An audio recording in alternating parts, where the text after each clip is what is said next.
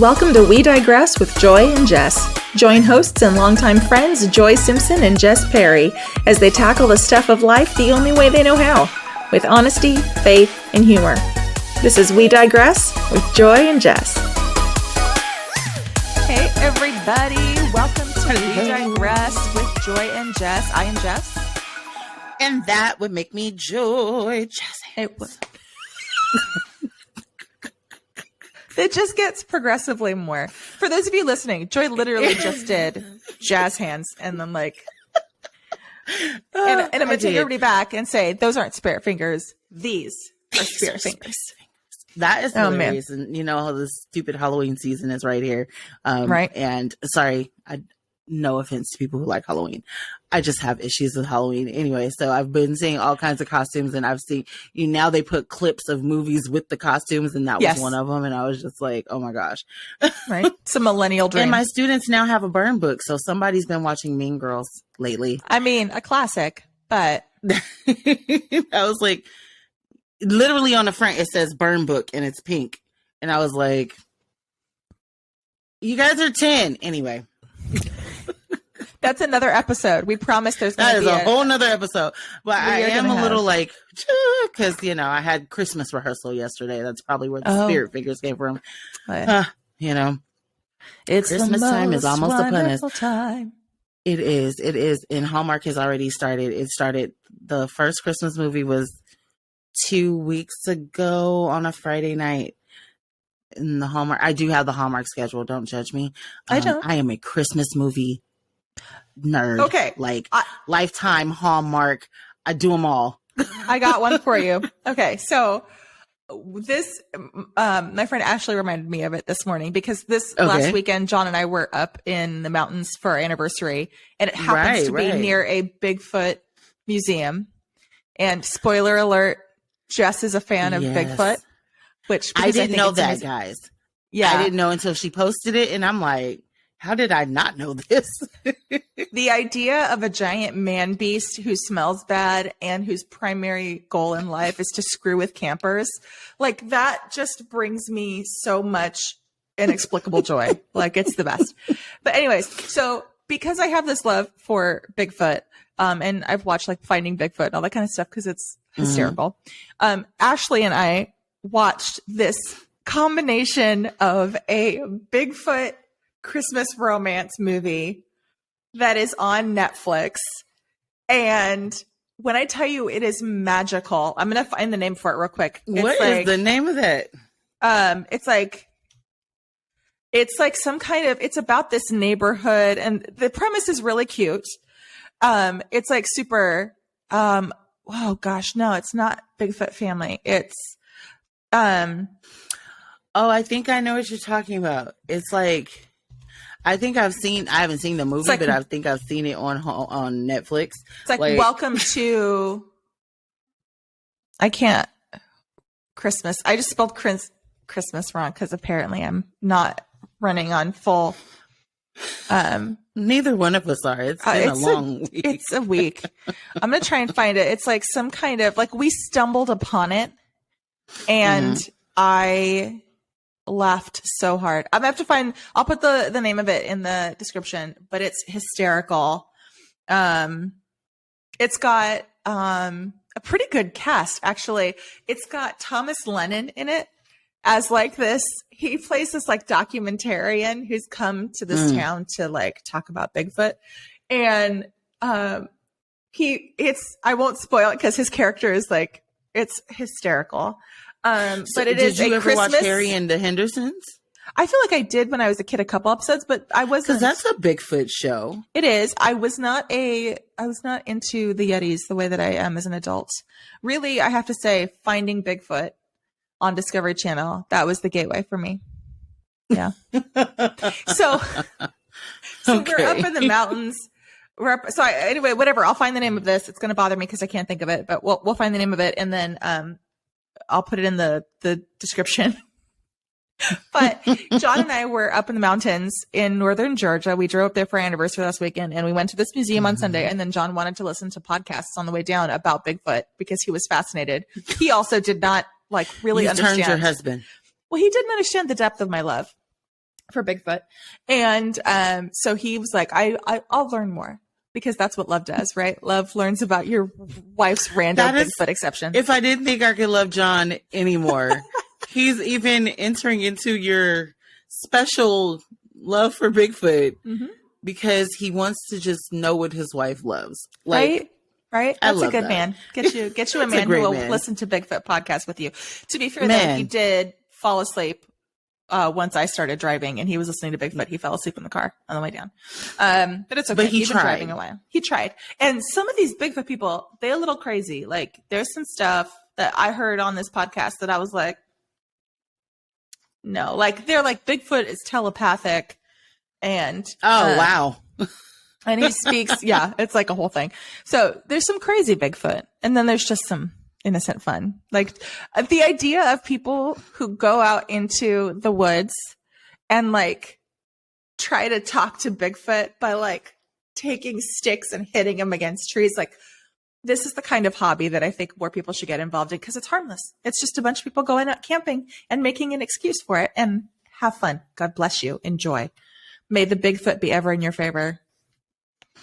May the Bigfoot be amazing. Ever in your favor. And apparently, okay, so but here was the big thing. So where we live is near the intersection of 95 and 16, two major highways in Georgia. 95 runs all up the East Coast. It's kind of like the one, like the 5 in California, runs all the way up. Well, apparently there has been a confirmed Bigfoot sighting, confirmed because it was a green push pin on the map at the 1695 interchange, which is essentially where we live. And I'm very excited about it. I think it was in our neighborhood. Okay. And I'm going to be hosting Bigfoot watch parties in our fancy gated community. That's what I'm going to be doing. Oh, this is great. Right? This is absolutely gold right now. When you come out to Georgia, we should figure out a way to get you up to Blue Ridge. First off, it's beautiful. But second of all, when I come, it's going to be like a week at a time. We have so many things planned already, and I haven't even gotten there. I'm telling you. To be fair, we we've have been here so a year. many things. And we just now got up to North Georgia. So next week is 1 year. It's as we record 1 year next week. That's right. We were together at the Spirit of Hope dinner, and then we said goodbye, and you moved like 2 days later. Yep. We set off on our whirlwind cross-country adventure. But yes. I mean, I had lunch with a friend before we recorded, our worship leader at church, and just talking kind of about how this last year has gone and how it's been really good for both John and I, like individually, especially in the last probably 2 months, now that we've got things settled with the house, and just having that stress off my shoulders, and how I feel like moving has helped me heal and take a weight off my shoulders. And John with this new job, like it's been really healthy for us to be here. You know, in recovery terms, they talk a lot about don't pull a geographic is how they always couched it.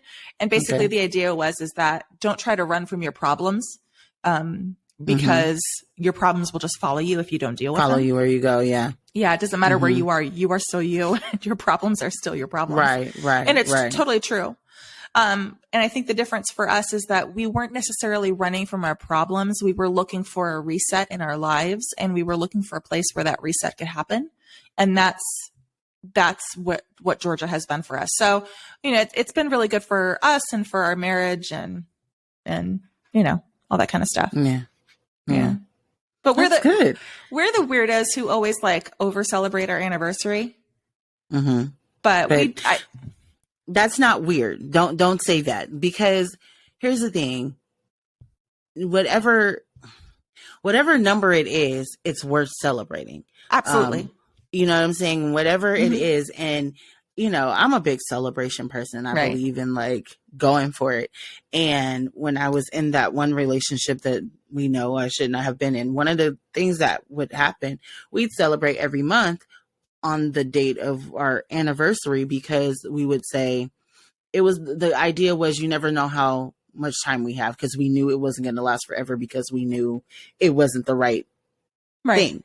And I'm not saying for a marriage to be that way, but you don't know when, look at it in God terms. You don't know what's going to happen, and why do something tomorrow that you can do for today?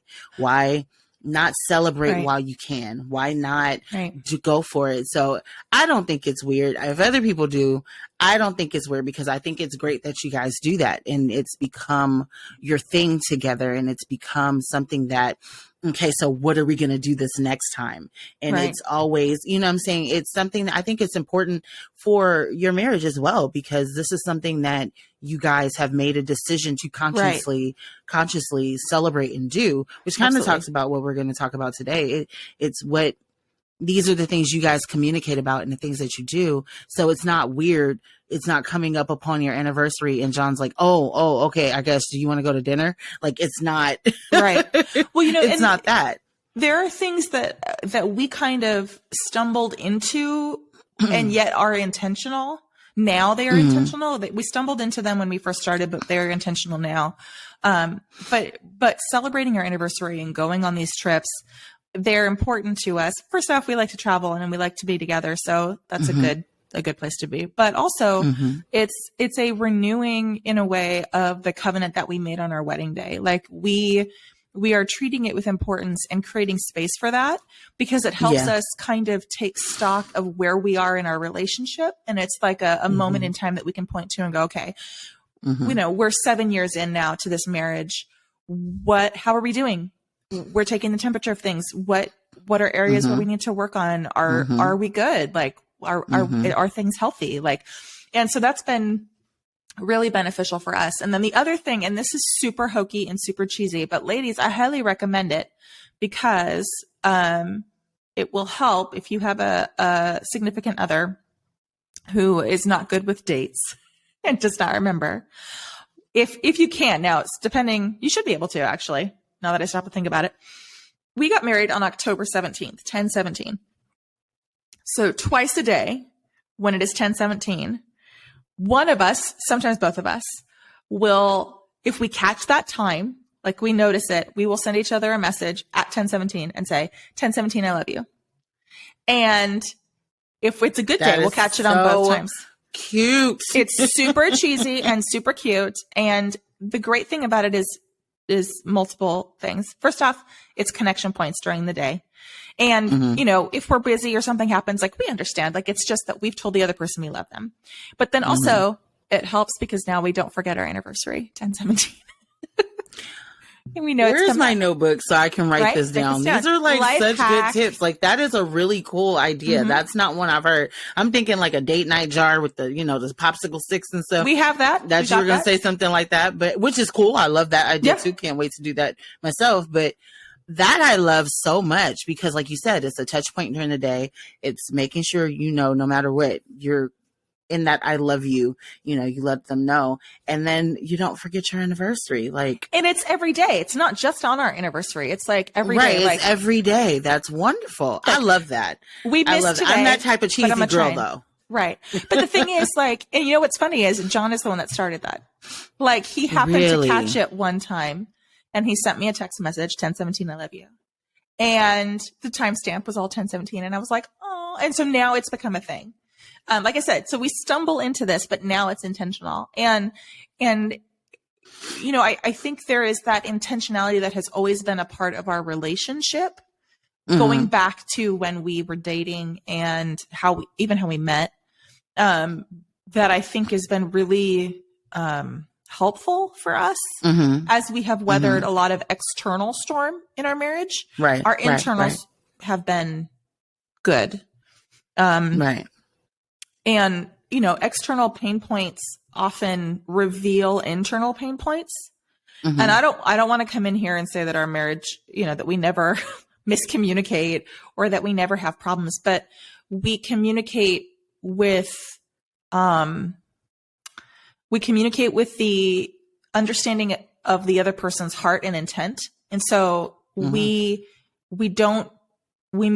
me, and I believe John is the same way, we try not to take offense if something is communicated poorly, because we'll get irritated, especially if we're like putting something together. We have very different like building styles. Like, Like his Right, stuff should right. come with therapy. But It should. let me tell you, we tried to put a bookcase together for the first time, and we had been married a couple of years by this point, and we put this bookshelf together. It did not go well.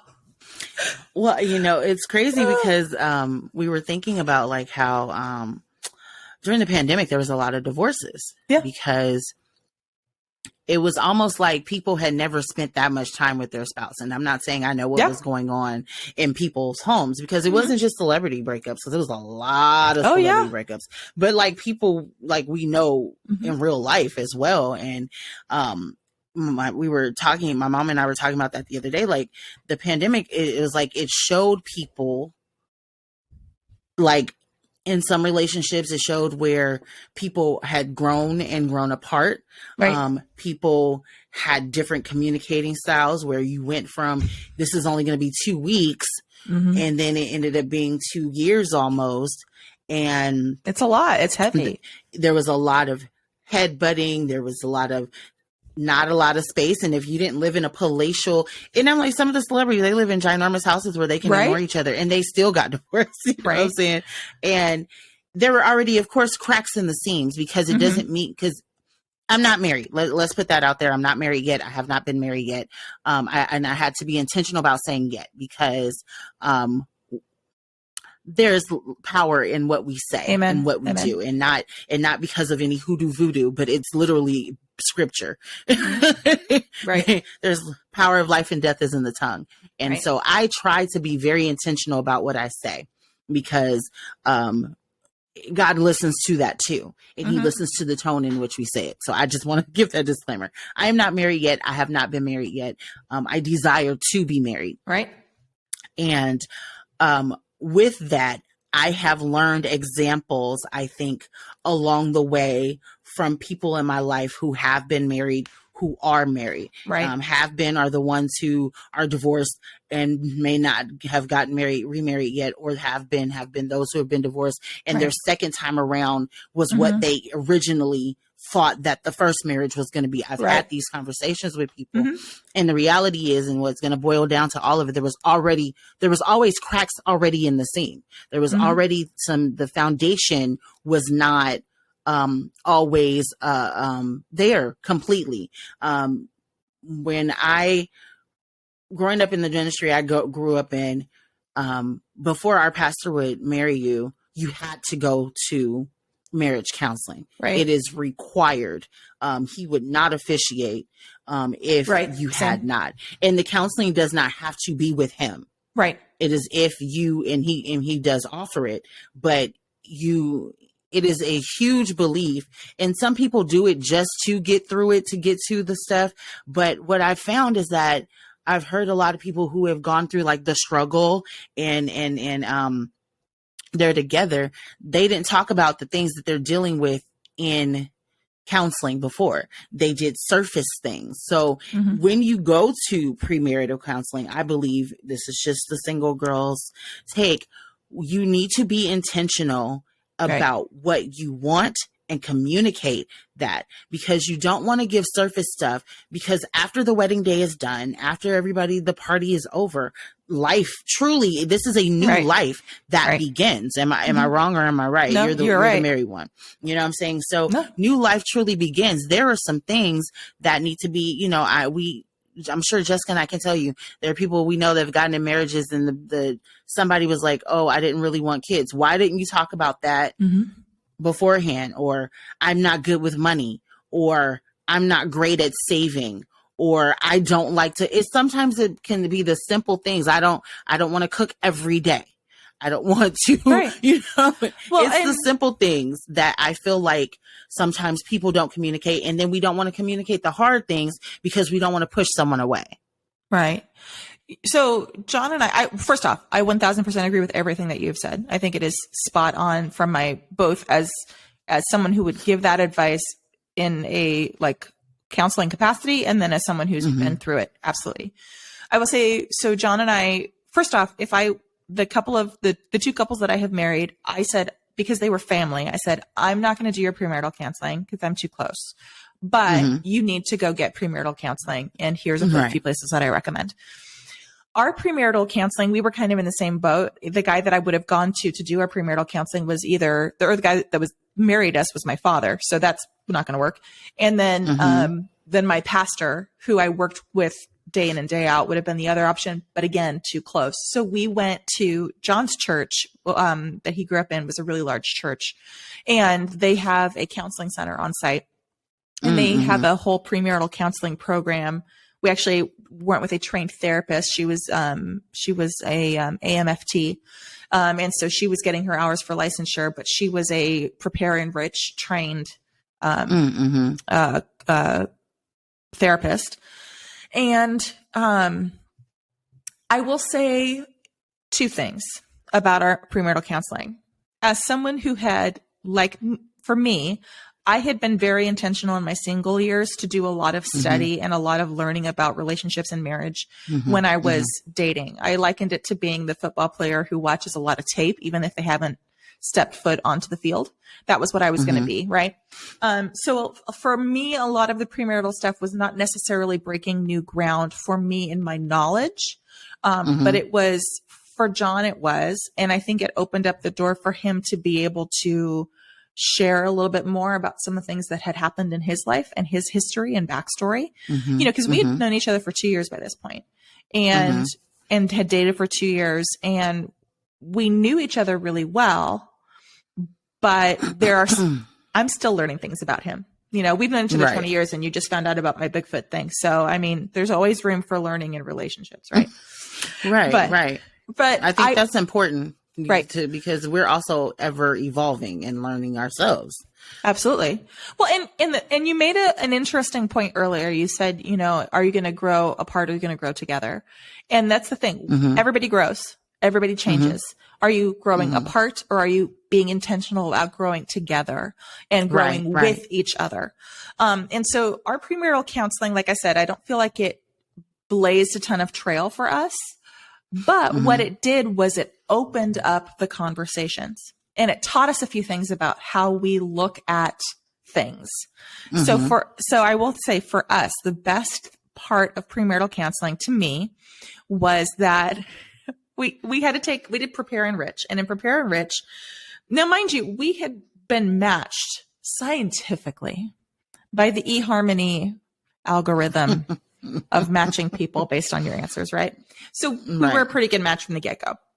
But this Prepare Enrich thing, you take this assessment, right? And they have you answer, each of you individually, they have you answer certain questions in certain ways. And when we got to our first premarital counseling session, our counselor, Jennifer, was like, so something interesting about your answers, they are polar opposite. So where Jess would answer up here on the chart, she had a chart. She had us graphed out on this chart. And for those of you who are watching, who are not watching, I have my two fingers like 4 inches apart. And literally we tracked in parallel on opposite ends of the median line. But our answers were opposite. It was like a reflection almost. And so she was like, I'm really concerned about you guys because you seem to be answering everything completely opposite the other. And this is a red flag for me. And so we got into the conversation and she would ask us that question and we would start talking through it. And we discovered that I read the question one way and John read the question a different way. And so when we talked about the topic, we thought the same thing. But because of how we interpreted the way the question was written, because he is an attorney and I am high in emotional, well, he is too, but I'm high in emotional intelligence and I kind of trend over towards like the English grammar, syntax, writing, creative side. Because of how we view things, we read the questions differently. And so we thought there was going to be conflict because of that. Turns out we were on the same page all along. We just responded differently to the assessment because we read it differently. And so that piece of information for us has played itself out in our marriage over and over and over again. So we know that we cannot just live in surface level. We have to drill down a little bit deeper, because 9 times out of 10, we are on the same page. It just doesn't immediately present itself that way, because we are. Yeah. We process differently, because gosh, we're different people. So that the rest of our premarital counseling, I don't know that it necessarily, like I said, broke any kind of new ground for us, but it helps you see that open the door for communication in a way that you didn't think about, which is really good. Right. And it was they were conversation starters. So we had 4 weeks of premarital counseling before our wedding, and we would talk about a topic in counseling for our half-hour session or hour session, however long it was. And then John and I would go to Starbucks afterwards, and we would keep the conversation going. We would talk about that thing. We would have the awkward sex conversation, because John and I were both virgins when we got married, and we would have that kind of awkward sex conversation at the Starbucks on Citrus and Covina. Well, at least you had it. There's a lot of couples who, I am seeing a resurgence of virginity, and which is great, saving yourself from marriage, and people who are not virgins but are back in a mindset of saving themselves from marriage. And one of the things on TikTok I've seen is people getting kind of blasted for it. But the key thing that I think you said is, even though you're not having it, you need to discuss it. I know a lot of couples that went into that first night not knowing what the heck to do, because all of our lives, and I think we've talked about this on the show before, all of our lives, it was no, don't go, don't do, don't, right? But there was nothing that prepared us to do. And not saying I've been in the marriage bed yet, but I've unfortunately been in a bed, and it was, we don't know what to do. And I think at this place, for me in my life now, going into it, I still would need to, though I'm not a virgin, I think I would still need to have that conversation. I think that awkward conversation is important. And I saw another Christian podcast, and the lady was like, her youth ministry, I think, had done a similar thing that mine used to do, the whole no rinky, no dinky situation. Which I think is hilarious, and I love it still. But she said she walked out, not because, and she said she still saved herself for marriage, but she said that things weren't connecting and making sense because she had questions, and the questions about why and what it is and what to expect later were not there. It was the just don't. And this is what the Bible said. And you're going to wear this purity ring because that's just what we do. But we have to have these conversations. And I know as Christians, sometimes we are I heard somebody say, well, don't you think that's a gateway to going for it? No, if you are truly trying to have kingdom relationship, kingdom marriage, saving yourself, then no, you're going to ask God to allow you. I think for me, I would have to have the conversation to a point. It can't go too far, because I know myself. You know what I mean? Right. I'm not trying to be weird about it. I'm just saying, I feel like that is important, and I feel like we don't talk about it, and it's something that needs to be talked about. It's as important to me in a marriage as financial stability. Yeah. Okay.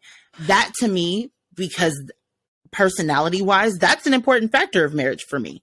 So that is something I'm gonna need to know, what are your limits? What do you know what I'm saying? Right. So I get absolutely. it. Right. So I don't think we're going to sit here, we didn't in our premarital, we didn't sit and talk technique, right? That wasn't the conversation. Right. Though that would be hilarious. Right. Two virgins talking about that would be great. But the thing is, we talked about pornography. We talked about expectations. We talked about, all important. Our ideas around it. Again, what limits we had, all those sorts of things. And those were conversations that we had that were healthy and appropriate and were good for us to be on the same thing. Now, I'm not going to come here and pretend that on our wedding night, we knew exactly what to do and we were rock stars at the whole intimacy thing. No, it was Right. awkward as all get out. And we joke about how awkward it was. And just that first, John has talked a lot about, we got to our hotel room and every red siren fire alarm in his brain was going off. Like, you're not supposed to be in a hotel room with like your girlfriend. He's like, no, we got married. It's okay. Like, and it was just like red flags. And, so that's going to happen, and that's okay to happen because when you place boundaries on yourself in relationships that are healthy boundaries, they are safeguards and they are safety rails for a season.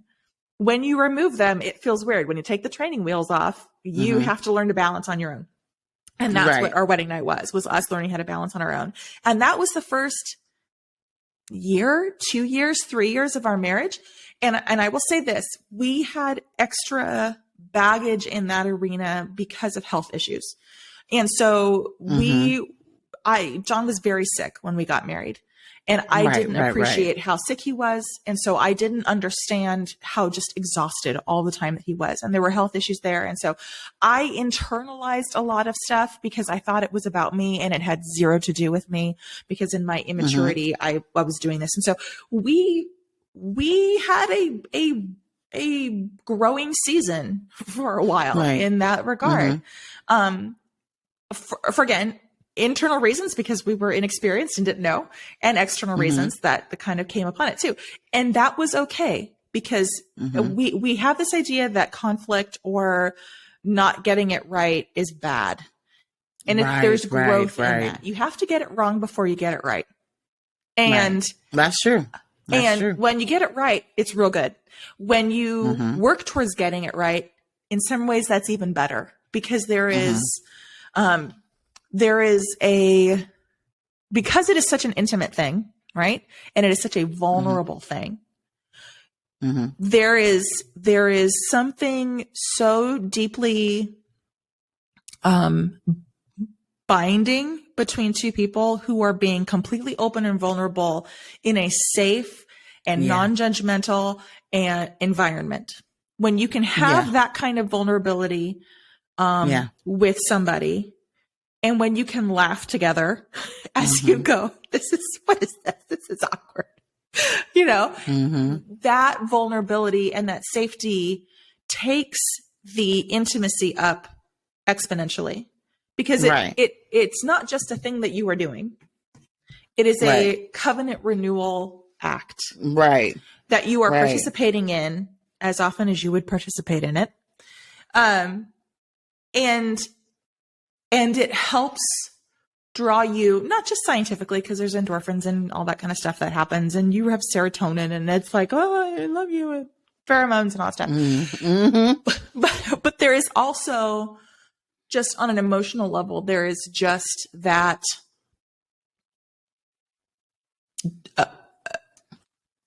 there is trust that is built. There is relationship that is built. There is all those things that happen. And when you have the safety and security of marriage as the foundation for it, that changes how you approach it, I think, in many ways. And so I would say I agree with you. I think it was an interesting. It's an interesting. Because you're not the first married person I've talked to that went in, similar situation, both reversions, things like that. It took a couple, like a year or two, get the rhythm, get the understanding. Like you said, you guys also had health challenges that were in place. So a lot of different things but that taught you a little more of like how I feel like, you internalizing. It was like, okay, I got to realize this isn't about me. This is him going through something that I don't understand. And it opened your eyes to how you respond to different things with him, I think. Absolutely. Because to me, I was saying that the difficulties that we were having, or the whatever was going on in our marriage, as he doesn't find me attractive. He doesn't love me. I am not enough. And that wasn't it at all. Wasn't it at all. The reality was the man was really sick.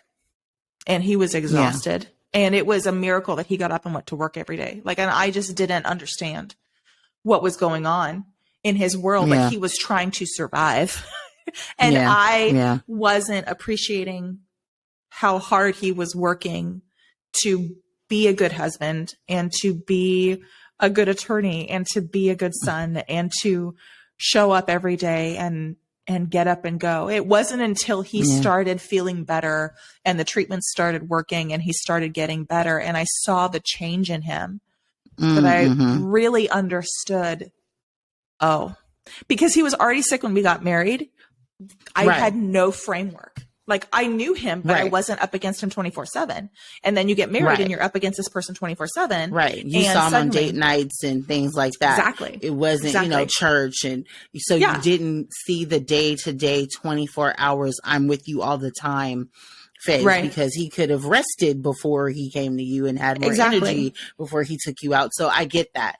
And that's important for people to understand when they marry someone who isn't completely what's the right word? Who might have chronic health issues who might have chronic health issues because they already have an insecurity about their chronic issues. And I can say that because it's me. Right. So I can think in John's mind what he was thinking, what he was saying to himself, and not necessarily saying to you at the time, because for a chronic, he was probably thinking he's not enough for you. He was probably thinking while you were having that conversation, like, I'm not good enough. I'm not this. I'm not that. I can bet you a nice chunk of change and a cup of coffee that he was having those same conversations, because chronic illness builds in insecurity in a way. Yeah. Oh yeah. It truly does, because the world sees you sometimes one way, and when you're in a mode of sickness and the disease is flared up or whatever, it's a different mode. And sometimes people don't know how to handle that, and they don't know how to adjust to it. So he was having the same conversations with himself, and I'm glad that you now know that that's not the case. Right. Well, and the thing is, like there were battles that he was fighting that I didn't know anything about, because he was trying to be strong. And, and so he was going through stuff that he was not sharing with me in that first year. And because then I was feeling some kind of way, I was going through stuff that I wasn't sharing with him. And so we were each trying to still put on that front for the other, because we didn't want to be some kind of way we wanted the other person to see us at our best. And we didn't have that trust and vulnerability there yet. And that came over time, and I look back and I think, how must he have felt? How alone must he have felt when I was internalizing all of this stuff? And then I wasn't understanding his perspective. Like, and here he is, this person that he has hitched his wagon to, who's supposed to love him and cherish him and adore him and all this stuff. And I don't even have a framework for how he feels physically, right? Like, I can't even empathize there. And so that first year was us learning what normal was, realizing that what we had learned what normal wasn't actually normal. And then figuring out what worked for us and how to open up those doors of communication and be vulnerable. And I'll be honest, the one and only major fight that John and I have ever had in our relationship was that first year, was Valentine's Day, our first Valentine's Day married. We had major fight. I barely talked to him for 2 days. And oh, wow. Yeah. I was so angry over something stupid and petty and little that he had done, that he thought he was being hilarious. And in hindsight, it was a good joke, but I was not in a mood to receive it. And there was a lot going on. Our brother and sister-in-law were getting married. We had been in Vegas for a bachelorette party. Like, it was just, there was so many moving pieces to it. And I didn't behave well. And I will take full responsibility for this argument that we had. However, the good that came out of the argument was that he and I then have been on the same page about things. And we have presumed the best intentions for the other person ever since. Okay. So because it forced us to communicate. So not all conflict is bad. You have to have not good all conflict. Is bad. Conflict is good if you have it the right way. And since then, I in particular, try to be the first one to apologize when I know that I am being short with him for probably no good reason. Because I do that sometimes. Especially in this last year, as I dealt with my own depression and anxiety and mental health challenges, I had to learn to apologize because I just didn't have enough grace in my life for things that didn't need grace, but I had so little grace. Right. So, but again, we were intentional about that once we understood what the issue was. I think so much of marriage and relationships is taking an honest look at where you are in your relationship and then finding the thing that works for you in the relationship. Like you said, I don't want to cook every night. Or I don't want to. As much as I love to cook, I'll cook every night. Because I did for the first every night. 4 or 5 years of our marriage. I cooked like every 4 or 5 nights a week, and then we would go out on the weekends, and John would kind of cook on the weekends. But and it's fine. I'm happy to do it. But it's every once in a while, I'm just I don't want to cook. So during the pandemic, John loves cooking. He cooked midweek. Great. I am happy as a little lamb. that I get a break from having to figure out what to do.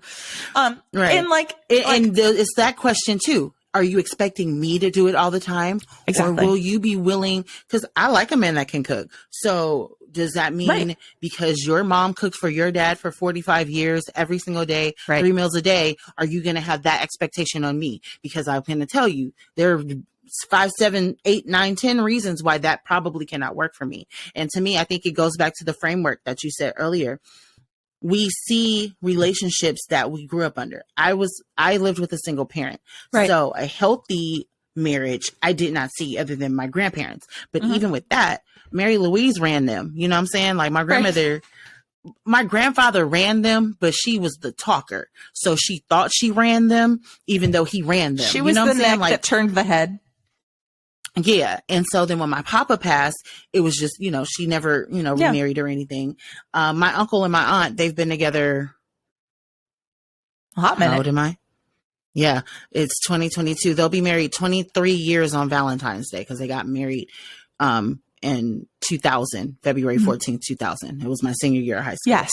I literally went to school that morning because I was the president of BSU and we were in charge of the Valentine's fundraiser. So I went to downtown LA at 4:00 in the morning to pick up flowers with my mother, took them all to the school, started help getting arrangements together, got in the car, drove to Vegas for my uncle and aunt's wedding. This is my senior year of high school. And I'm hair wrapped and all this stuff because we're at this beautiful evening. It wasn't like an Elvis Presley wedding, y'all, because I said Vegas. It was Caesar's Palace in their wedding room. It was beautiful chapel, and it was like an actual thing. You know what I mean? It was a wedding. Yeah. But anyway, so they've been married 23 years, and I, because I have helped them with kids and things like that. So I've seen their marriage, but I think sometimes we are influenced by either the single parentness or the parents. Well, my parents did it this way. Well, his parents did it that way. I think those things should be talked about as well, in premarital counseling. And I believe, and I've heard some friends of mine do this, keep the counseling going throughout at least the first year of marriage, and then go back within a year or two to see where you've grown, where your communication can work again, where it can, again, coming from the single girl. Yeah. These are things that I've seen other people do that I'm like, that makes sense, because you go to premarital counseling, you get married, and then you're on your own. Right. There needs to be some form of transition in between that, so that when we're having these moments, for instance, John and Jess, in the first year, he was dealing with his illness. She was dealing with her insecurity about how to handle what he was going through, even though she wasn't sure. I believe if you guys were still maybe in counseling in that phase, it would have opened the door to communication so that that can be expressed. I don't think it should be, I think there should be premarital counseling and then marital counseling. Period. Absolutely. I feel like there was it was an older couple. There's a series called Black Love or whatever, and they have different couples at different age ranges, different backgrounds. Some Christian, not Christian. Some been married 50 years. Some been married 5 years. And there was a couple that was 25, 30 years. They have had marital counseling every year since they've been married. not because, and he said it this way, not because I don't want to go when something's broken. I want to know how to fix it before it breaks. Right. So that's why they made the conscious decision after they got married to seek out a marital counselor for them in their marriage so that they could, and then they both do individual therapy as well. Yeah. I believe that is such a smart idea because we have these ideas in our mind of what we think marriage is going to be or what it should be or what the church told us it is and all these things. But the practical living day to day, none of those people are in your home. Right. And you can do things biblically. You should do things biblically and under what the word says. But how does that work for you and your household and your grace for each other, your communication style, your all of that? So I in what you were saying, I totally agree. And I just wanted to add that note. No, absolutely. Like for me, I would like to do counseling at least in the first year. You know, if we don't do it consistently, but that rings in my mind. I don't want to go when it's broken. I want to, because a lot of people don't do marital counseling until they they have need a problem. Marital counseling, right? Until there's a problem. Well, and I think what you say is really, really healthy. And I think if that's not something that everybody is comfortable, because there is a stigma, I think, about it, we go when it's broken. Like that's why you have marriage counseling, because something's broken. And I would hope that the people kind of get away from that, because it's not. Yeah. It's like preventative care. Like you go to the doctor and have your blood work done once a year. Yeah. Same for your marriage. It's like your annual physical for your marriage every year. But I will also say that we were in kind of a unique spot for a lot of reasons, but also I was in ministry, full-time ministry at the time.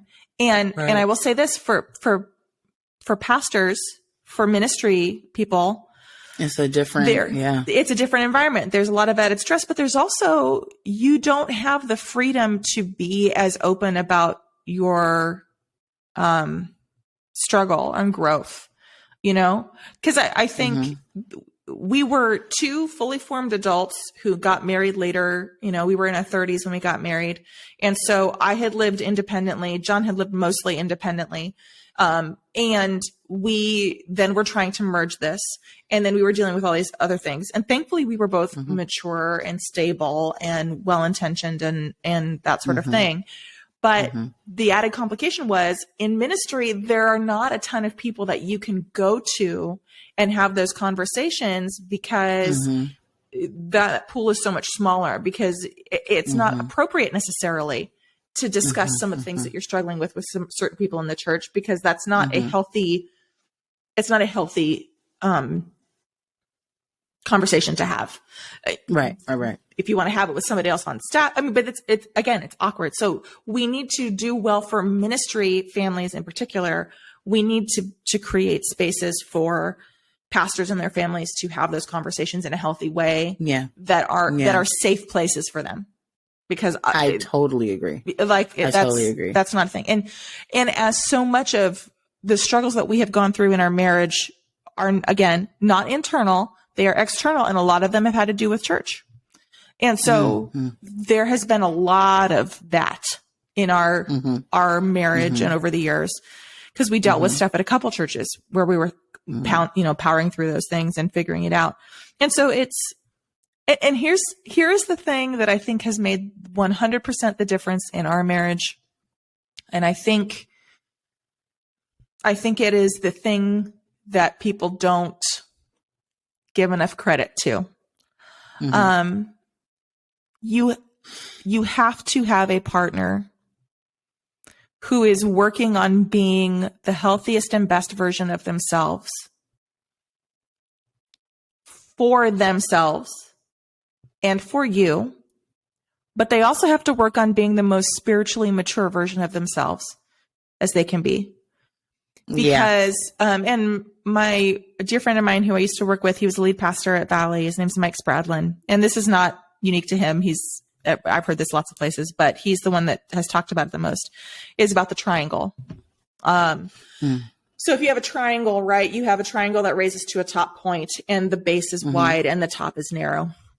Mm-hmm. And the 2 points at the bottom of the triangle, they are you and your spouse. And God is the point at the top. And as you and your spouse grow closer to God, you are going to grow closer together. And as you grow closer together, or closer to each other, you grow closer to God.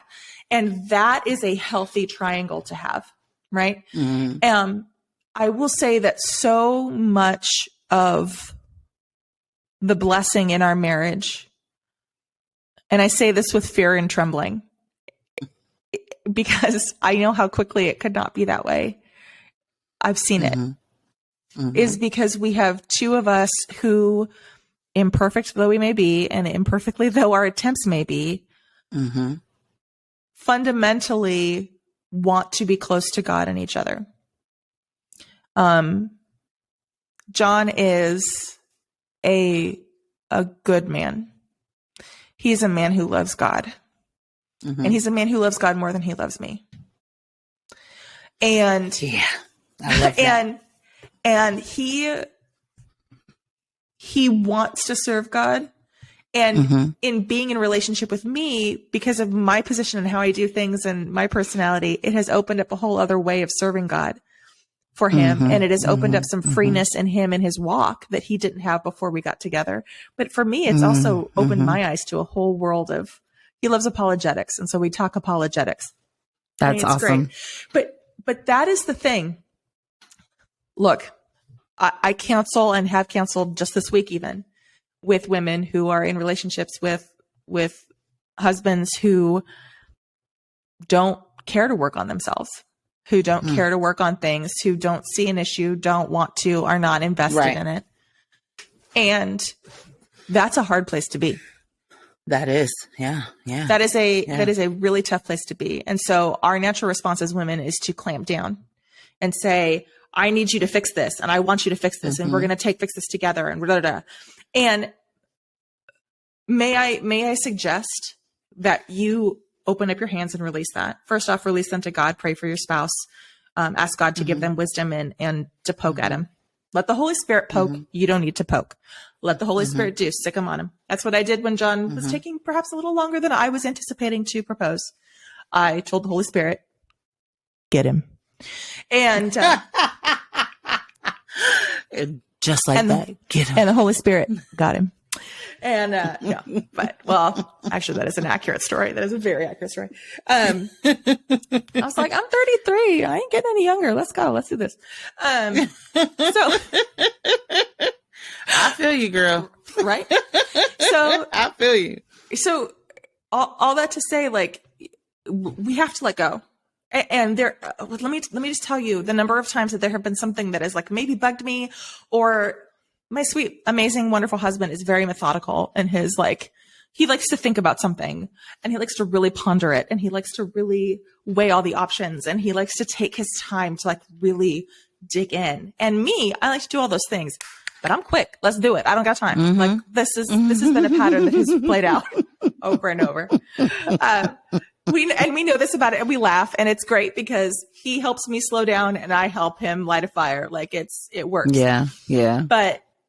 But that, when there are moments when I'm like, I need you to just make a decision already. Like, let's go. I don't want to go to him and be like, make a decision already. Hurry up. Like, that doesn't help anything. Like, why do we think? Right. I'm not going to do that. That's not going to do anything. Right. So I'm like, Lord, you got to go get your boy. Like, get him to make the decision. And John That's is over such a there good going, idea, though. John's over there going, Lord, help her to like really take a look at everything. Help her to examine this. Give her wisdom. Like, these are the conversations that you have with the Lord. Like, cast your cares upon the Lord, for he cares for you. Like, literally, he wants you to take every concern, every thought to him, because he is the one he's the fixer. You know what I'm saying? It was a thought God gave me yesterday, that he is our source and our resource. Absolutely. He gives us what we need, but he also wants us to come to him to ask for it. So you can't, Google is a source, right? It's a source that we can find different things, but it doesn't work if you don't type in what it is that you're looking for, what you need. And that's exactly with God. It's not that he doesn't know, but there are times where God is waiting for us to understand that we need to say, God, I need you to XYZ. And not that we're forcing him or we're forcing his hand or giving God an ultimatum. It is us acknowledging that we need God in everything that we do. And that's just my heart. That's what I believe. And I was listening to you, and one of the things that that made me think of having this conversation is you really have to know what you want in a marriage and in a relationship before you enter into it. Know what you want before you meet the person. One, that's intentionality in dating at this point, but also knowing what limits you, knowing what you want, knowing what you bring to the table so that somebody doesn't tell you what you want. And I know from experience, I've been in relationships with people because I just wanted a relationship. I felt like I wanted to prove that I was worthy enough to have a boyfriend or have someone in my life. And none of those people were anything that I wanted. And when I knew they weren't what I wanted, I kept going because in my mind, this is all you're going to get. This is all you're going to get. And I've talked about this on the show before. This is all you're going to get. This is my mind, especially in those times as I was still struggling hard with insecurity and confidence. You're fat. Realistically, guys are only going to want you because of sex or the way your body looks on the backside of your body, which was a lot of what it was. You can double down and you can do this and you can be submissive and you can this and you can that. So I put everything in the relationships on me that was causing me. And then that caused me more anxiety. It caused me more insecurity and it caused my fibromyalgia to flare up because I'm internalizing so much. Right. I was in a relationship with a man who promised me the sun, moon, and stars, right?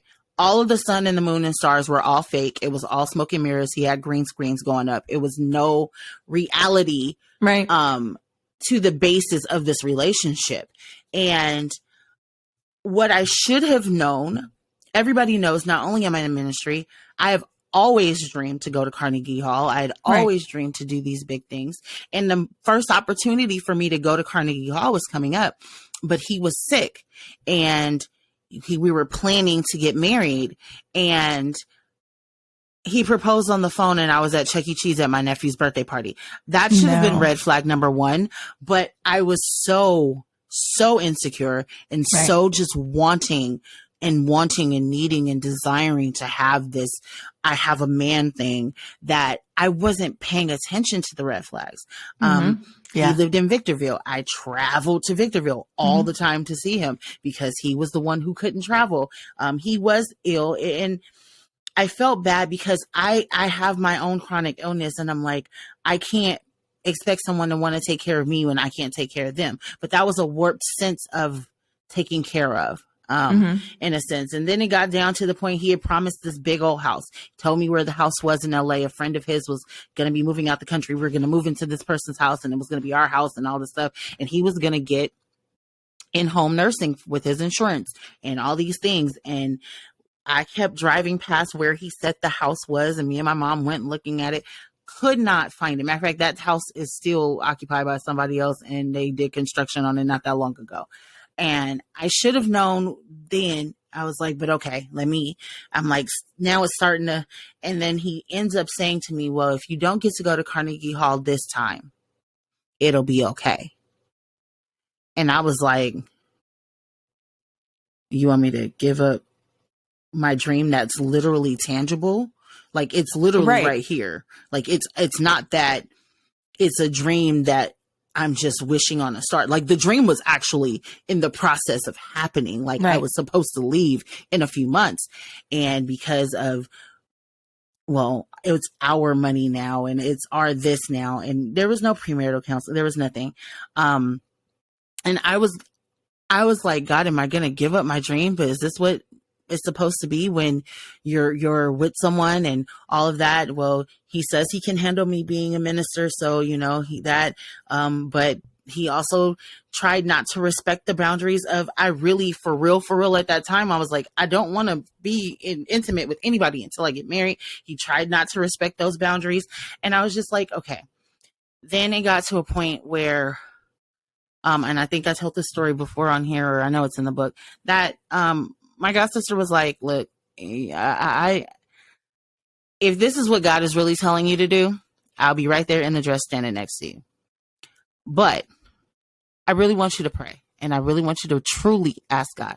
Don't just pray and not listen. Like, I need you to truly ask God, is this the right move? And if he says yes, then I'm there.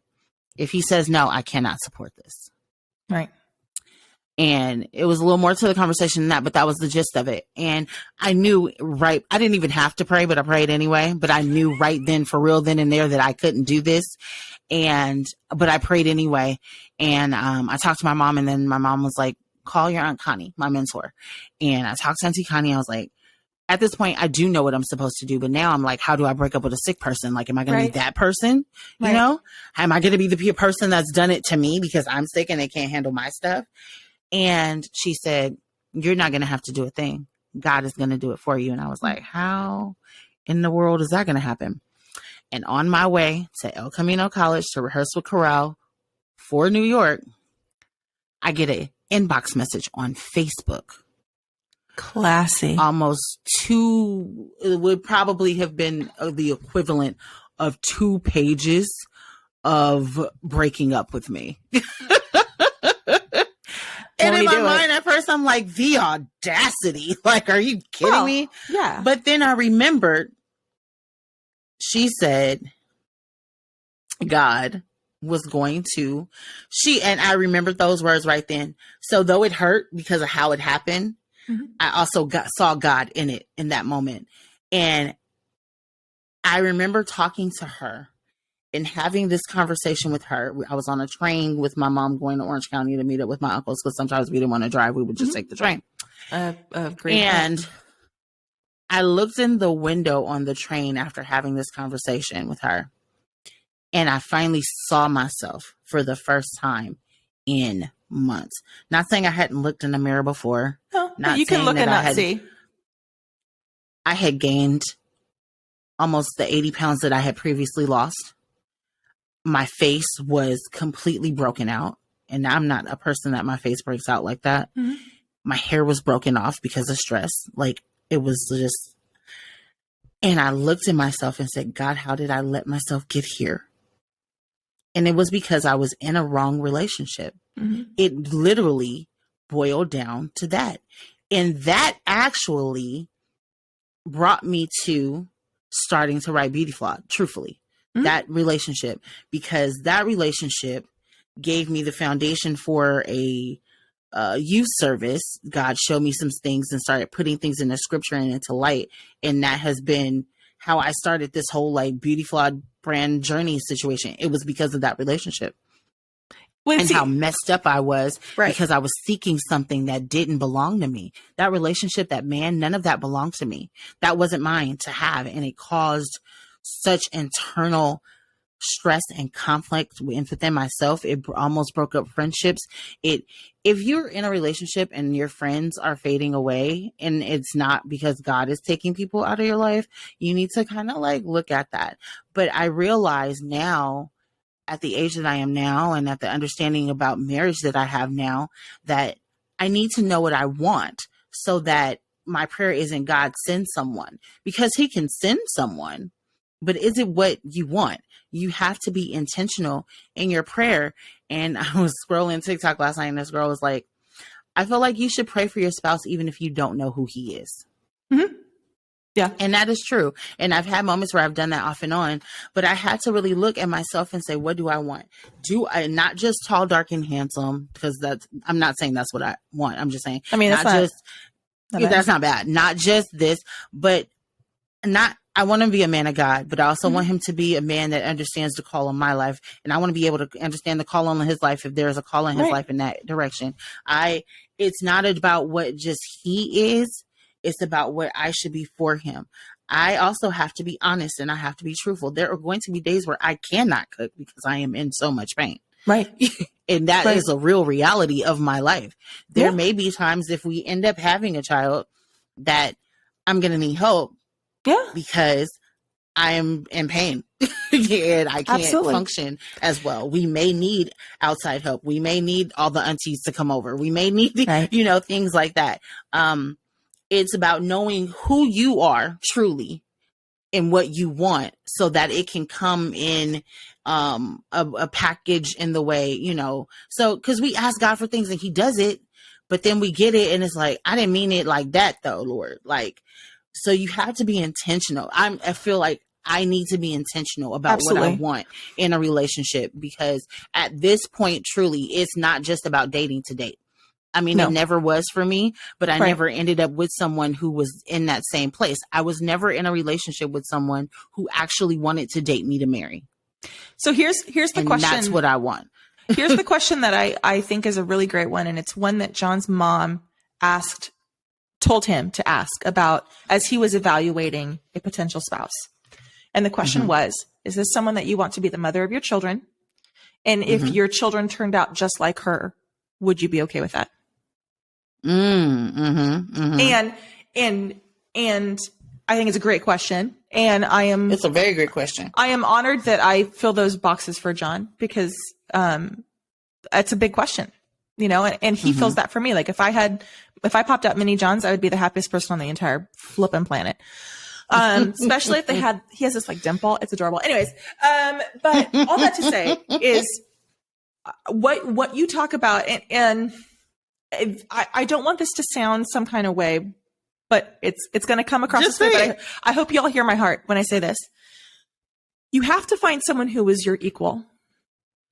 You need to find someone who is your equal. And I'm not talking financial status. I'm not talking about anything like that. You have to find a person who is your equal in faith, who is your equal in direction, who is your equal in passion, who is as passionate for your dreams as you are for theirs, as you are for your own. Right. Like John is my biggest champion. I dated a guy who 4 months in, knowing I was a pastor, because I was a pastor before I met him, decided to tell me that he didn't think that women should be in ministry. And I'm like, sir, why are we doing this? If you're anti the thing that I do with my life and you've decided that you're going to try and change me on this, like what are we doing? Not only does John believe and support me in that, he encourages it and he serves alongside me and is happy and thrilled and sees such value in what I bring to that table. He affirms what I do, this work with the podcast, with the piano lessons that I give, with what I do on Sunday mornings. In fact, he never used to do tech ministry, but because I was there on Sunday mornings and he wanted to serve alongside me, he joined tech ministry because he doesn't do the music thing, but he comes in and does tech, and now he runs cameras, he runs lighting, he does CG at church. Wonderful. And I say this not to like put our marriage up on a pedestal, because people put stuff on pedestals to get knocked down. That's not what this is intended. All I will say is I am so blessed by this man, but I also serve every day to try to bless him. I'm not sure who gets the better end of the marriage in that, but I had to learn this lesson the hard way. And you have to learn this lesson the hard way, that you have to find somebody who is your equal, who is going to be on your level. Yeah. And that's not a pride-filled thing, but it's your partner should be like harmonics, right? Yeah. A single note is beautiful, but you put two notes together and something magical is created in good harmonics. When two notes are operating at the right frequencies that work in harmony together, it creates so much more than the sum of its parts. And that is what a good marriage should do. And if you are not with somebody, if you're with someone who demands their own way, who you're always bending over backwards for that other person and they never bend over backwards for you, and then you have the opportunity to marry that person, please don't. Because you're not getting a partner, you are getting a child. Yeah. You were getting yourself into a hostage situation is what you were getting into. Yeah. I think there's a warped sense of traditional marriage though, that causes that, I think, because growing up, and you even hear my mom growing up, that all the women did XYZ, they catered to, they did this, they did that. And granted, I would love to cater to someone, but I want to be catered to too, you know? And I talked to my mom about this. She was like, especially in her day, like men catering to a woman, and that was a rare thing because marriage was a transactional thing a lot of times, because you need a wife, you need to have a family, you need to take care of the family. My grandmother, she kind of busted the mold in a way in regards to like the Texas Southern mother and that thing, because she was raising her children. I think the twins were in high school, and she was like, I don't want to just be a housewife anymore. Right. I'm going to college. Right. I don't know what my grandfather said about it, because my grandmother graduated with her bachelor's degree the same year my mother graduated from high school. Matter of fact, they had graduations on the same day. They were in the newspaper and everything. Oh my goodness, that's awesome. So she didn't start her career until she was older. She was older, at least older for most, because most people, they go to college immediately after high school and all this other stuff. No, well, she got married and she had children, and then they moved from Texas, and then they came here, and well, she had a child, then moved from Texas, came here today because they had the twins here. Because my uncles always do a thing. Well, you're a Texan to my mother, and we're from California. It's a whole thing. I love it. Like, my uncle literally still calls my mother a Texan. And I'm just like, that's awesome. Strange, but okay. I don't have a brother, so I don't know what. And they be doing stuff, and I'm like, y'all. We should have called this the Only Children podcast. We should. Missed opportunity. Maybe that's why we like get along so well. Well, man, we should have. Missed opportunity. No, but yeah, like the mold of it. So even back in 1975, that was still weird that she decided to go to school in the middle of the situation. And it wasn't that my grandfather needed her to work.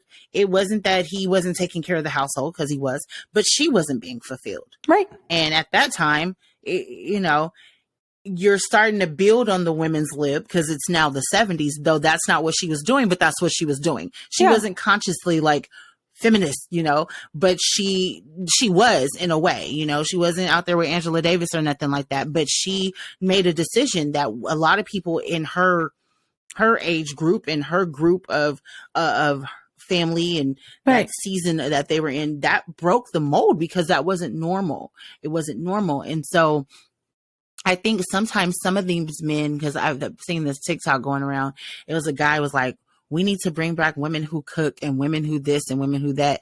And I've seen other men respond to him and said, we need to bring back men who decide that they're going to work. We need to bring back men who are going to love women regardless of whether they cook every day or not. We need to bring back men. You need to do better with yourself instead of keeps expecting. And I have heard women say this stuff. I am now happy that I'm starting to see a generation of men who are like, nah, it's not the 50s. And there was nothing wrong with the 50s. It was nothing wrong with the 60s. It was nothing, what I'm saying? There was nothing wrong with those types of relationships, but life has evolved, and understanding of relationship has evolved. And I feel like there's nothing wrong with wanting to have it both ways. I don't want to take care of a man child. No. Well, because here's the thing. How can you respect and love and adore someone that you have to manage? Yeah. Like you have to, let's be real. I handle most of our scheduling, and if something needs to get done, I'm the one that makes it happen. Yeah. We're not saying none of that. That's stuff. Fine. Right. Yeah. Because that's just that's what works for us. But we also have a thing in the household where John is really great with plants and gardening, and I am a plant hospice worker. I send plants to their afterlife. That's what I do. So, but I'm great me too, girl. Me too. Right? I kill silk plants. That's how bad I am. But I'm great with mechanical stuff. I can install a sink. I can do stuff like that. I can build stuff. That's fine. So we have what works for us is that John takes care of all the outside living things, and he takes care of them well because he remembers to water them where I don't remember to water them. And then if there's something that breaks inside, I handle it. And for the most part, sometimes I need help, but that works for us. And we don't care about the gender role. We just care about what works in our marriage. Right. And I suspect that if you go back far enough, so society would tell you one thing about how marriages worked in the 50s and 60s, but I suspect the most successful marriages were the ones in which that dynamic was taking place already, where Right. marriages play to the strengths of the people in them. And that's a good marriage. So where one person is weak, the other person is strong. Hopefully you find areas where that's the case. And if both of you are weak in that area, you hire someone to do it for you. I think that's right. I think I agree. I totally agree with that 100%. And I was also thinking about like how we saw another TikTok where it was like, oh, so your husband's going to babysit the kids? No, he's not babysitting. They're his children. Yeah. Because there's still this weird warped sense of gender roles, I think, like you said, in a marriage. And I pray and hope that I don't have to have that struggle. I mean, I know this is why we were talking about this today. These are things I'm going to bring up before we go any further, because I need to know. I need to know. Not that I don't want to be surprised later, because there are going to be things like you say, we're going to grow, we're going to evolve, we're going to move, we're going to have, I'll never forget it. And I think I've talked about this on the show before. There was a marriage counseling, there was a marriage conference going on at the church one time, and Pastor Ron Elmore was there. He and his wife were doing the marriage conference, and they had some stuff for single people, but I was actually just I worked at the church at the time, so I was just trying to do some stuff. Do things, yeah. And I'll never forget this, and this has been something that's been ingrained in my mind for probably 15 years or more. It's about communication, and it's like sometimes, and this reminded me of what you said about John and the counseling thing, how you guys answered completely different, but you weren't on the same page. And so he had a couple, it was an older couple. They're both gone to glory now. And they were probably one of the cutest couples ever. They had been together for a very long time. And he told the wife to say, je t'aime, je t'aime, je t'aime. And the husband was like, I love you. I love you. Well, she's speaking French. He's speaking English. They're saying the same thing. He's looking at her like, what are you saying? But she's saying what he's saying, just in a different language. Right. And that's how sometimes it is in certain relationships and marriages. And he said, what happens is we get frustrated because they're not saying it the way we would have said it, even though it's the same thing. So you feel like you have to say, no, well, it's actually, you say it this way, or you do it this way, because that's the way I'm going to understand it. Where really you need to pay attention and understand each other's language so that you don't have the issues that are causing you to have conflict in an area. So she's je t'aime, je t'aime, je t'aime, je t'aime. And he's, I love you, I love you, I love you. And you're saying, I really don't know how to fix this thing, and he's saying, I don't know how to fix it either, but you're saying it two different ways, and you're not talking about it and communicating. You're just saying, oh, he doesn't understand me. Oh, she doesn't understand. And I will never forget that. That is something that I believe that I want to carry into that thought process. If I praying and believing the Lord for the desire of my heart, if I walk into that life, that I would do that. And it's I know it's weird coming from the single girl, but I like that we can do the perspective. I think that was one of the reasons we started the show, was we have have a lot of similar understandings and a lot of similar things that we do, but we also have different perspectives and different concepts, Right. We are both different nationalities. We are one's married, one's single. One grew up a little more conservative than the other, and different things like that. But at the end of the day, our similarities are what keep us working, even because I think this is also important in friendships. You should know what you want in your friends. You should know what you deserve in a friendship. And you should know friends should be on the same level as you are. And your friends should be on the same level as you are. And I think we get disappointed in people because we don't communicate our needs for what we need as friends either. We don't talk about it. We don't talk about the boundaries that we may need to set for our friendships. We don't talk about those things. And so, that leaves us wanting and desiring. And then we possibly end up in different groups and sects of people that we maybe shouldn't be kicking it with. But because you want to be in something so bad, same thing with the relationship, So I love that we can give a different perspective, but our common ground is what keeps us together, if that makes sense. Absolutely. So you talked about the love language thing, and highly recommend that if you are in a relationship, try and get you and your partner to both take the 5 love languages assessment, Gary Chapman. Really helpful. Really fun fact, John and I happen to have the same love languages, which thanks to eHarmony, because that was a good We have the same top two and they kind of flip, but they're both pretty close. We're both words of affirmation and physical touch, and take them on a regular basis because those can change as your emotional needs change. Those change. Highly recommend you do that. You can take a free assessment online. And I will try to remember to put that resource in the description of this. So you can go I've done it a couple times. I don't remember. I know Yeah. I don't remember what mine is now. I honestly can offer like advice and pieces of advice for people who don't have faith. But I tell you that I think the best way to have a solid marriage is to have a relationship with God, because I don't know how people have like when there is not that. I almost don't know how to. I just almost made the worst, was not good example, and I'm not going to do it because if you guys heard what's in my brain, you would have been like, Jessica Lynn, what is wrong with you?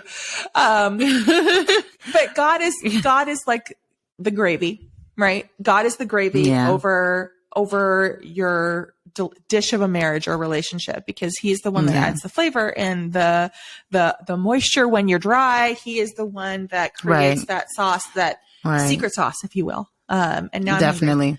But all that to say, in and out for lunch? No, I'm just kidding. Oh, why are you gonna do me like that? We don't cut this. I'm kidding. Last weekend though, I got Del Taco. There's a Del Taco in Atlanta. That's exciting. So I got Del Taco. That was exciting. And I got Trader Joe's, because we don't have a Trader Joe's, but I did get Trader Joe's. And for those of you, if you're listening, if they still have this in the stores, run, do not walk. Go to Trader Joe's and get the pumpkin spread. It will change your life. It is the best thing on the planet for a charcuterie board. Yeah, she told me all about it. I'm going to have to try it out. And I'm not a huge pumpkin flavored person. It's not. I am anti PSL. I am. So here's the thing. I'm more apple in the fall. That's my jam. Okay. You know what I'm saying? So this is pumpkin, but it is not like pumpkin spice. So you know how pumpkin spice is like its own fake flavor? This is pumpkins that have been made into a jam, has just a little bit of cinnamon in it. Like, I didn't even realize that there was cinnamon in it at first. Like, it's just enough to kind of mellow out that, but it is just like, I'll try it out for sure. Yeah, it is phenomenal. 10 out of 10. Yeah, I'm more of the apples and the I hate that, this is total digression really quick. Sorry. We haven't had I hate that all the coffee spots always have so much. They got pumpkin scones and pumpkin spice muffins and pumpkin. Right? Where's the apple? Can I get some apple cinnamon? Can I get an apple cinnamon muffin? Can I get an apple cinnamon something? Because everybody don't want no pumpkin crap. Okay, sorry. That's all I want to say. I had the world's best apple cider donuts. If you're ever in North Georgia, love apple cider donuts. There's a place called Mercy Orchards, and we went and hung out, and we got a bunch of apples and brought them back so my father-in-law can make us pie. And, but we also got apple cider donuts. And when I tell you that I was love apple cider donuts, I went out and found a recipe for an apple cider donut cake today. It popped up on my TikTok, and I was so excited about it that I was like, I might have to make this. I want some. So I want some now. It was great. If you're ever in Atlanta and you have time, Blue Ridge, Georgia is about an hour and 45 minutes northeast of Atlanta. And it is gorgeous. Go in October. Gorgeous. Super beautiful. 10 out of 10. Highly recommend. We loved it so much. We want to go back next year. We might end up going there for our anniversary every year. That's so cute, though. We used to go to Yosemite when we were in California. So now we've swapped it out, but. Yeah. Anyway, we've gone on for kind of a while. I went on a pumpkin digression for a second, but I think that I agree that the marriage should have Christ-centered marriages, what I understand. And I used to kind of not question God, but I was like, because you have couples who have been married for 45, 50, 60 years. It can be done. Are not Christians. It can be done. And I'm like, but the level of understanding of love, the way you understand love when you are a believer, it does something else to it, There's a richness understanding. To it. And then there are also, back in the day, a lot of the women went to church and the men didn't. That was like a staple. My grandfather went, but he wasn't consistent until much older, and he was dedicated to it. He was a deacon. He was all Right. these things. But when they were in their first, my grandmother would take the kids. And even though my grandfather's father was a pastor in LA, they went to there for just like, you know, special stuff. My great grandmother and my great grandfather. But I don't know. You know, I know it works because these people have been married for, you know, 50, 60 years. You can do it. But I don't know how to counsel someone in that direction if they're not a believer, because to me, my whole life, I have always desired to have a Christ-centered marriage and relationship. And let me say, I've always wanted. And let me say, if you are a Christian and your partner is either not a Christian or they are, and you are not married yet, and your partner is not married or is not a Christian or is not on the same level as you are in their walk with the Lord, please evaluate your relationship, because 1,000% agree. I will tell you that there is no greater joy in my life than watching my husband pursue God and knowing that this man that I trust with my heart and with my emotions and with my future is someone who is chasing after God and is pursuing him and invested in reading in his word, and who, when I can't see the forest for the trees, can lovingly and gently and compassionately point me back to Jesus and say, I know you can't get there on your own right now. That's why I'm here. And I'm sure that he would say the same thing about me. But let me tell you, there is nothing better than that. And so for you believers who are listening, if it's not God's best and you have the opportunity to evaluate it and take a step back, if that person that you are with is not going to work to be the man or woman that they need to be with God, right? And they don't want to, or they don't think they need to, or that's whatever, it's your problem, it's not theirs. Please evaluate that, because from experience, and Joy, you have said this, we have said this together, from experience, we can tell you without a shadow of a doubt, it is better to be alone than to be alone and married. You can be alone and married, and that's awful. There's plenty of people that are. You can be alone and in a relationship. Yep. But when you are married and bonded to a partner who pursues Jesus, who pursues God's best for himself, herself, and you, let me tell you, that's it. That's it. That's it. That's the best. It. Because John and I have gone through health issues. We've gone through infertility. We've moved across the country. We've bought and sold a house. We've remodeled a house. We've dealt with family difficulty, external family difficulty. We have gone through church hurt. We have gone through financial difficulty. We have gone through all the things. And if either one of us were not at our core dedicated to pursuing Jesus in the midst of it, it would have been so easy for it to fail. Yeah, I 100% agree. So that's my full stop. And I want to offer this. Unequally yoked is definitely a thing. It's 100% a thing. And it's not just like someone who is an unbeliever. It's someone who is a believer, but isn't pursuing Jesus the way that you are. You can be unmatched in that too. You can definitely be both believers and be unmatched. Yeah. You're absolutely right. Yeah. And if you're in ministry, this is like triply important. Yeah, for sure. And you know, you have to kind of know what is your background in ministry? Because I've had men and say, oh, I'm cool with the fact that you're in ministry and you do the thing, but when I'm busy, or the seasons where I am busy and I'm moving and I'm doing things, it's, well, where are you? Are you going to be gone this weekend too? Are you going to be this? Don't lie and say that you can handle something that you can't handle. And this is for men and women. Women, if you can't handle, if he's in ministry or whatever his job is, if he's a musician or if he's an electrical engineer, if you cannot handle the things that come with their job, you need to reevaluate it. Men, same thing. Even if she's not in ministry, like Jessica and I, or even if she is, or if it doesn't have to be a pastoral capacity. She could be the worship leader, or she could be over the lights, or she could be, a teacher. She could be whatever the job is.